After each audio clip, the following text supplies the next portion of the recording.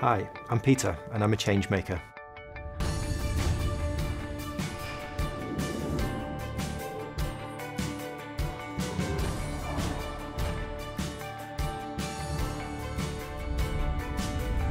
I work in customer success operations.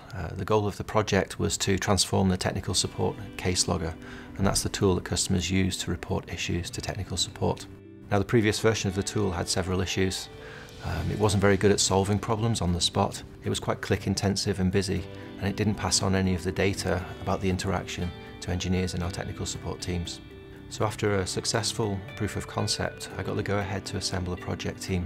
And right from the start, we encouraged that project team to think differently. No limits, no constraints. Do whatever it takes to make the customer's experience with that tool successful and enjoyable.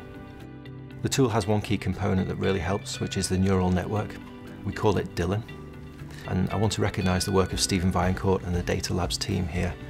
What Stephen did was built an engine that takes 5 years worth of language patterns that customers use to describe their issues. And then what it does is ingests that, and it uses the associations that our engineers have created between cases and articles to come back with a list of really relevant suggestions. So while Stephen worked on tuning the Dylan model, the rest of the team started to work on the user experience and building an experience that would last beyond 2020, with some fresh and inspirational ideas from our UX designer Kathleen Burns. We reduced the first form from 9 fields down to 2.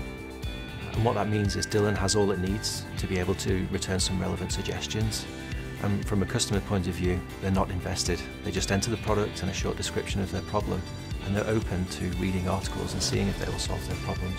So where we've implemented it, 1 in 5 customers are able to solve their problems just by reading the articles that Dylan provides. And that's great. It's great for customer satisfaction. It's great for the business as well, because we've been able to invest in improving our service models. And it's also seeded some other projects within PTC. I really want to recognise that this is a team effort. When I'm giving this talk, I'm standing on the shoulders of giants.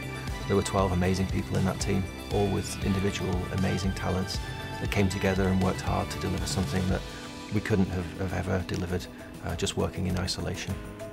And it was really the team that made the project what it was, made it so successful. And that's what inspires me.